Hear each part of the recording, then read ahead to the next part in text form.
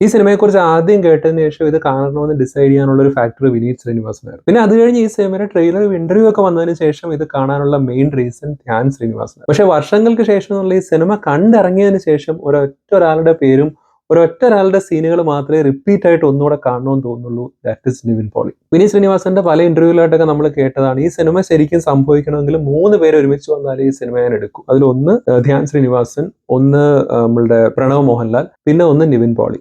ഈ മറ്റേ രണ്ടുപേരുടെയും ക്യാരക്ടേഴ്സിൽ ഉള്ളത് പറഞ്ഞു കഴിഞ്ഞാൽ വേറെ ആൾക്കാരെയൊക്കെ ആലോചിക്കാം.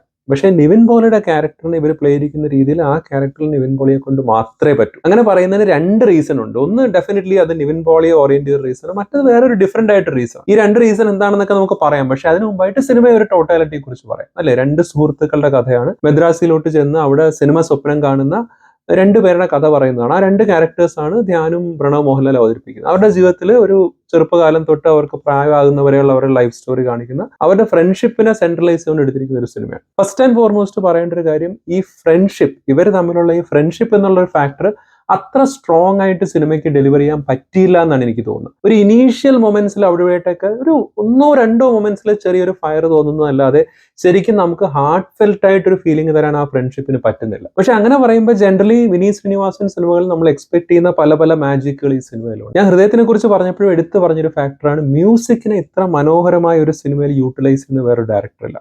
കാരണം മ്യൂസിക്കിനെ മ്യൂസിക്കായിട്ടല്ല യൂട്ടിലൈസ് ചെയ്യുന്നത്. മ്യൂസിക്കിലൂടെ സ്റ്റോറി ടെല്ലിംഗ് എത്ര രസമായിട്ട് പറയാൻ പറ്റുമെന്ന് വിനീത് കാണിക്കും. കാരണം എനിക്ക് തോന്നുന്നു നമ്മൾ ലോകേഷ് കനകരാജ് ആക്ഷൻ സീനുകളുടെ സ്ക്രിപ്റ്റ് എഴുതും എന്ന് പറയുമല്ലോ, അതുപോലെ മ്യൂസിക്കിന്റെ സ്ക്രിപ്റ്റ് എഴുതിക്കൊണ്ടാണ് വിനീത് മ്യൂസിക് ചെയ്യുന്നത്. അതുകൊണ്ട് തന്നെ ഈ സിനിമയിലോട്ട് വരുമ്പോഴും ഇതിൽ എത്ര പാട്ടുണ്ടെന്ന് പെട്ടെന്ന് ചോദിച്ചാൽ മനസ്സിലോട്ട് വരില്ല. ഇതിന്റെ ഒരു മെയിൻ തീം സോങ് ആയിട്ട് നിൽക്കുന്ന ജ്ഞാപകം എന്ന പാട്ട് നമ്മുടെ മനസ്സിൽ നിൽക്കും കണ്ടിറങ്ങുമ്പോഴും. പക്ഷെ അല്ലാതെ പലയിടത്ത് വന്നു പോകുന്ന ഒത്തിരി സോങ്സ് ഉള്ളൊരു സിനിമയായിട്ടാണ് എനിക്ക് തോന്നുന്നത്. പക്ഷെ അതെല്ലാം തന്നെ സ്റ്റോറി പറയാൻ വേണ്ടിയാണ് യൂസ് ചെയ്യുന്നത്. പാട്ടിന് ഇടക്ക് കൂടെ കഥ പറഞ്ഞു പോകുന്ന ആ ഒരു രീതി ഈ സിനിമയിലും മനോഹരമായി വിനീത് ചെയ്തിട്ടുണ്ട്. പിന്നെ അടുത്തായിട്ട് ഈ സിനിമയ്ക്കുള്ളിലെ സിനിമ എന്നുള്ള തരത്തിലുള്ളൊരു തീം കൈകാര്യം ചെയ്യുന്നതിന്റെ ഒരു രസമുണ്ട്. അപ്പൊ അവിടെ അതിനോട് റിലേറ്റ് ചെയ്ത് വരുന്ന തമാശകൾ നമുക്ക് എപ്പോഴും കാണാൻ ഇഷ്ടമുള്ള തലം കുറച്ച് സിനിമാറ്റിക് സിറ്റുവേഷൻസ്, ക്യാരക്ടേഴ്സ്, ഇപ്പൊ പ്രൊഡ്യൂസർ വരുന്നു, അസിസ്റ്റന്റ് ഡയറക്ടേഴ്സ് വരുന്നു, ആക്ടേഴ്സ് വരുന്നു, ഡയറക്ടർ വരുന്നു, അവരുടെ ഇടയ്ക്കുള്ളൊരു തമാശ, സ്റ്റോറി ഇവോൾവ് ആകുന്ന ഒരു രീതി, അതിനിടയ്ക്ക് മ്യൂസിക് എങ്ങനെ കൊണ്ടുവരുന്നു, പിന്നെ എക്സ്റ്റീരിയർ സ്റ്റാർസിന്റെ ചില മാനറിസംസ്, അങ്ങനെ പിന്നെ പറഞ്ഞു പോകുന്ന രസം. ഇതൊരു കാലഘട്ടത്തിന്റെ കഥ പറയുന്ന കാരണം ഇന്ന മുറിയിൽ ഇന്നയാൾ താമസിച്ചിരുന്നു, നമ്മളൊക്കെ കേട്ടിട്ടുള്ള സ്വാമീസ് ലോഡ്ജ് എന്നൊക്കെ പറയുന്ന റിയൽ ലൈഫുമായിട്ട് ചേർന്ന് നിൽക്കുന്ന ചില സിറ്റുവേഷൻസ് ബ്ലെൻഡ് ചെയ്യുക.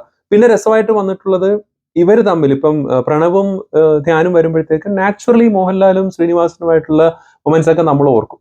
അപ്പൊ ഇതിലൊരു രസമായിട്ട് ചെയ്തിരിക്കുന്ന ഒരു കാര്യം എനിക്ക് തോന്നിയത്, ഒരു ഫോഴ്സ് ഫിറ്റിംഗ് ആയിട്ട് അത് ബ്ലെൻഡ് ചെയ്തിട്ടില്ല. ഫോർ എക്സാമ്പിൾ പ്രണവിന്റെ ക്യാരക്ടർ പോലും നമ്മള് മോഹൻലാലിനെ ഒരു ഇമിറ്റേഷൻ പോലെ നമുക്ക് തോന്നില്ല. അങ്ങനെ ഒരു ഇമിറ്റേറ്റ് ചെയ്യുന്ന രീതിയിലല്ല ആ ക്യാരക്ടറിനെ ബ്ലെൻഡ് ചെയ്യുന്നത്. നാച്ചുറൽ ആയിട്ട് വരുന്ന ഒരു സിമിലാരിറ്റിക്ക് അപ്പുറം ആ ക്യാരക്ടർ ട്രേറ്റ്സിലൊന്നും ഒരു മോഹൻലാലിന്റെ ഒരു എക്സ്റ്റീരിയർ ഹീറോ പരിവേഷമൊന്നും അങ്ങനെ ഒരു ക്യാരക്ടറിന് വരുന്നില്ല.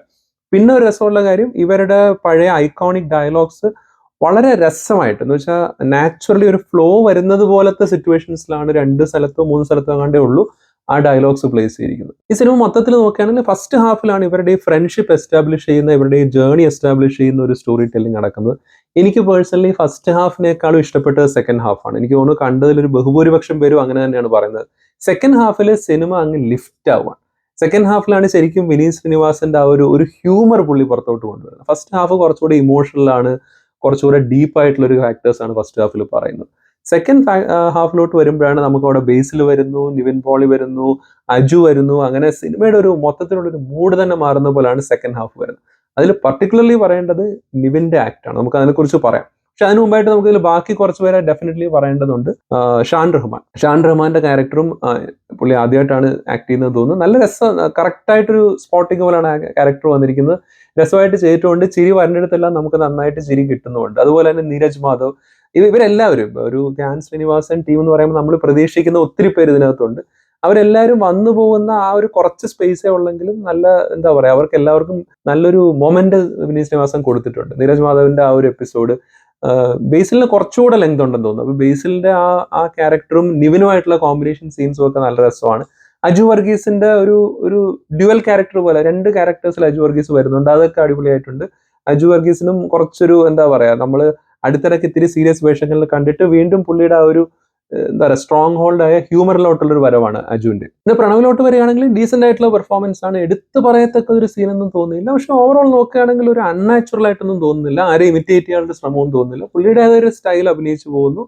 ക്യാരക്ടർ ആർക്കിന്റെ ഒരു സ്ട്രെച്ച് നമുക്ക് കിട്ടുന്നില്ല. ആ സെക്കൻഡ് പാർട്ടിലോട്ട് പർട്ടിക്കുലർ വരുമ്പോൾ കുറച്ച് പ്രായമായിട്ടുള്ള പ്രണവ് കാണിക്കുമ്പോൾ മേക്കപ്പ് നന്നായി വന്നിട്ടുണ്ട്, അതിന്റെ ഒരു ഓവറോൾ ആർട്ട് വർക്കൊക്കെ നന്നായി വന്നിട്ടുണ്ട്. പക്ഷേ പെർഫോമൻസിൽ അതിന്റെ ഒരു സ്ട്രെങ്ത് അത്രയ്ക്ക് വരുന്നില്ല. കാരണം ഇപ്പുറം നിൽക്കുന്ന ധ്യാന്റെ പെർഫോമൻസ് കുറച്ചുകൂടെ നന്നായിട്ടാണ് എനിക്ക് തോന്നിയത് പേഴ്സണലി. ധ്യാൻ ആ ഓവറോൾ ക്യാരക്ടറിന്റെ ഒരു ട്രാൻസിഷൻ തുടക്കത്തിൽ സിനിമ സ്റ്റാർട്ട് ചെയ്യുന്ന ധ്യാനിൽ നിന്നാണ് സിനിമ തീരുന്നത് ഇവർ രണ്ടിലാണ്. അപ്പം ധ്യാനിന്റെ ആ ഒരു ട്രാൻസിഷൻ നന്നായി വന്നിട്ടുണ്ട്. പർട്ടിക്കുലർലി ധ്യാനിന്റെ പ്രായമായ സമയത്തുള്ള ക്യാരക്ടറിന് പുള്ളിക്കാരൻ ഡെലിവറി ചെയ്തിരിക്കുന്നത് നല്ല രസമുണ്ട്, കൺവിൻസിംഗ് ആയിട്ട് ഡെലിവറി ചെയ്തിട്ടുണ്ട്. ഓവറോൾ ആ ഒരു തലയുടെ ഒരു സൈഡിലെ ഒരു ഷേവ്ഡ് സ്റ്റൈലും പിന്നെ മൊത്തത്തിൽ വോയിസ് മോഡുലേഷനും നമ്മൾ ധ്യാനെ കാണാത്തൊരു രീതിയിൽ നമുക്ക് ഈ സിനിമയിൽ കാണാം. അപ്പം അത് രസമായിട്ട് വന്നിട്ടുണ്ട്. ഇനി ഫൈനലി ഈ സിനിമ കണ്ടിറങ്ങുമ്പോഴത്തേക്ക് എന്തുകൊണ്ട് നിവിൻ നമ്മുടെ മനസ്സിൽ തങ്ങി നിൽക്കുന്നു ചോദിച്ചു കഴിഞ്ഞാൽ ആ ക്യാരക്ടർ അങ്ങനെയാണ്. ആ ക്യാരക്ടർ മൊത്തത്തിൽ മോൾഡ് ചെയ്തിരിക്കുന്നത് ഒരു നിവിൻ ഒരു ട്രിബ്യൂട്ട് കൊടുക്കുന്ന പോലെയാണ് ആ ക്യാരക്ടർ വരുന്നത്. നമ്മൾ അതിന്റെ കുറച്ച് പാർട്സ് ഒക്കെ ട്രെയിലറിലൊക്കെ ആയിട്ട് കണ്ടിട്ടുണ്ട്. അപ്പം എന്തുകൊണ്ടോ നിവിൻ തന്നെ വന്നത് നമ്മളോട് ചില കാര്യം പറയുന്ന പോലെ നമുക്ക് തോന്നും. അതാണ് അതിന്റെ ഒരു ബ്രില്യൻസ്.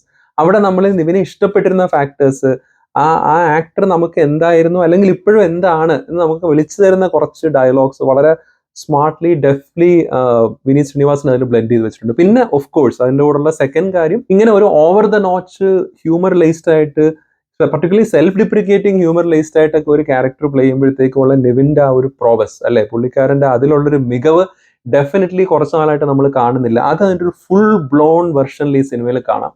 ആ ഒരു ക്യാരക്ടറിൽ നമുക്ക് ശരിക്കും തോന്നും ഇത് ചെയ്യാൻ, ഈ ഒരു പർട്ടിക്കുലർ സ്ക്രിപ്റ്റ് നമ്മളോട് ഡെലിവർ ചെയ്യാൻ നിവിനല്ലാതെ ഒരാൾക്കാവില്ല. അപ്പൊ ഇനി ഫൈനലി ഓവറോൾ പറയുകയാണെങ്കിൽ ഇവർ പറയാൻ ശ്രമിച്ചത് ഫ്രണ്ട്ഷിപ്പിന്റെ കഥയാണെങ്കിലും ഫൈനലി ഈ സിനിമയെ ഒരുമിച്ച് നിർത്തുന്നത് ഇതിനകത്ത് പ്ലേ ചെയ്യുന്ന ആ ഒരു സെൽഫ് ഡിപ്രിക്കേറ്റിംഗ് ഹ്യൂമറും അവിടെ ഇവിടെ വളരെ സ്മാർട്ട്ലി ലേസ് ചെയ്തിരിക്കുന്ന ഒരു സെൽഫ് ട്രോളുമാണ് ഈ സിനിമ കണ്ടിറങ്ങുമ്പോൾ നമ്മുടെ മനസ്സിലൊരു ചിരി ഉണർത്തുന്നത്.